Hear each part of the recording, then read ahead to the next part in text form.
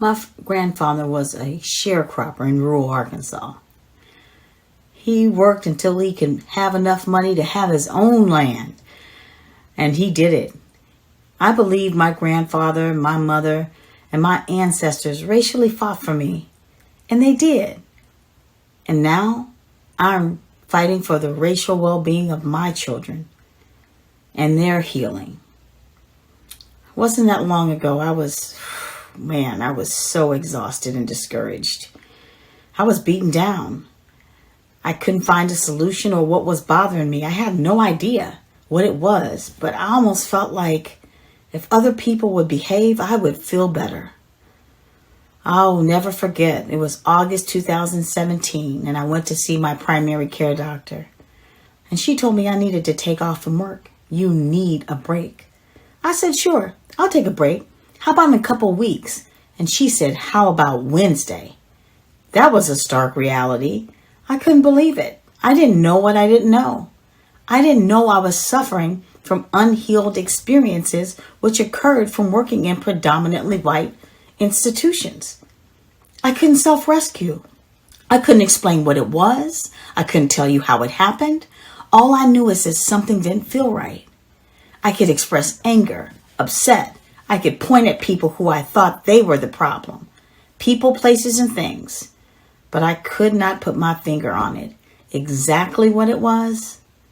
And I couldn't self-rescue. It was like I was drowning in an ocean. There was no life buoy. There was no life raft. But that day, my doctor, she sent me a lifeline.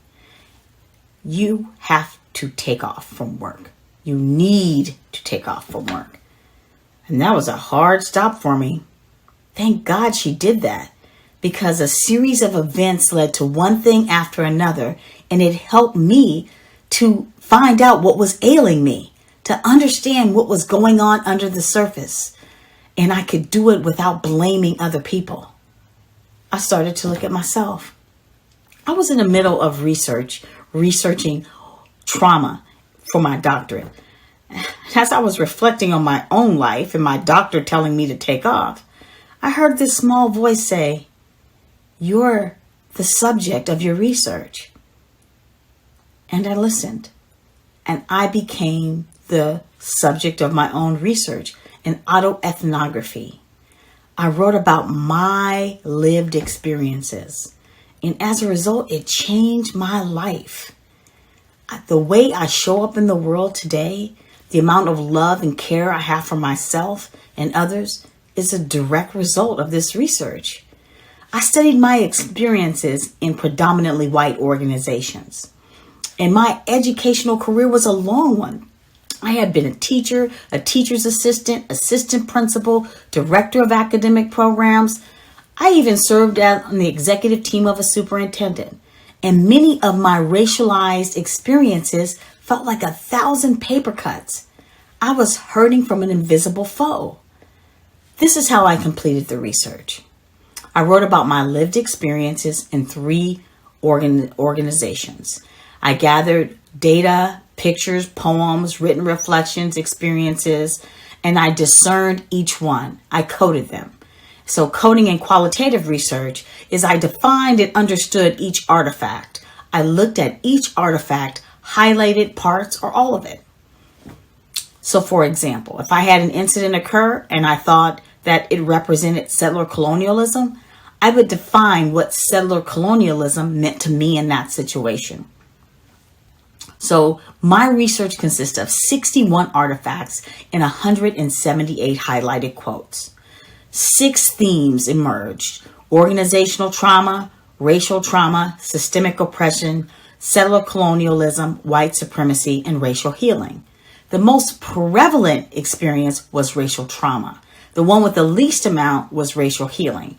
Racial trauma happened 5 times more than racial healing.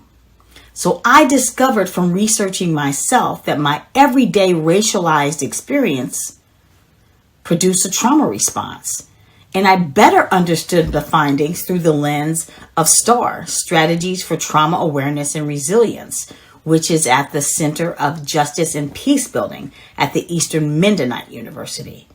It was written as a response for healing for 9/11. I began studying STAR in 2015, unaware in 2017 I would be using it. But what I saw was once a trauma happened, there was a response that occurred in my body. Either it was acting in, I was keeping it inside, or acting out. I was pushing it outside, like being mad at other people.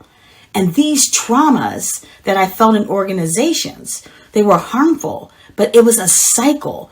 Like the energy would go from one to the other. It was like an infinity sign. And no one was acknowledging the traumas, including me. So acting in and acting out represented an infinity sign that energy could flow from one to another. Wow, that was difficult, but it described my experiences. The first part of healing was for me to recognize that these cycles of trauma response even existed. And the second part of healing is for me to break free from the cycles of the trauma response. This is how I began to heal. I found safety and support to break free. People who helped me, who understood me, who knew what I was going through. They helped me break free from the racial trauma response. I acknowledged that it occurred and now reconnected with myself with the support of this loving community. By applying the STAR model to my racialized experience, I experienced healing. Trauma responses occur in the body. It's not an emotional issue. So when a racial trauma occurs, it's my body responding, trying to protect me. I could not acknowledge it or explain what I felt. As a society, we really don't talk about trauma. Not racial trauma in the responses. We talk about the residue, we talk about how it started, but we don't specifically talk about racial trauma responses in healing.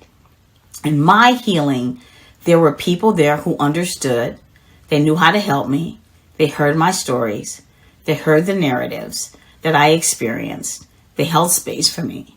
And I learned what was going on in my body. I learned that in the interpersonal neurobiology of my body, in relationship with racial healing, that a neural net captures the experiences to protect me from harm. And when I heal each incident, that protection energy goes back into my body for good. Wow, it was so powerful. And I couldn't believe that it actually happened and worked, but it did. Would it work on other people? Well, I didn't know. A local college called right around that time to ask if I would do mentorship for leaders of color. And I used what helped me with the group. I was able to share my learning about racialized trauma response and how to recognize it and move forward. It worked. Other people were able to break free from racial trauma response because I researched myself. Wow, I had no idea that that kind of healing would take place. So in my research, my healing led to a coaching model that will help people of color and non-people of color to be able to recognize, learn, and pass it on to other people. I would have never guessed for such an outcome because I was willing to heal myself. Others can do the same. So many other gifts came out of this research. Still, the one that sticks right here in my heart is the ability to help others, build community, and heal from the past for a better future for us all.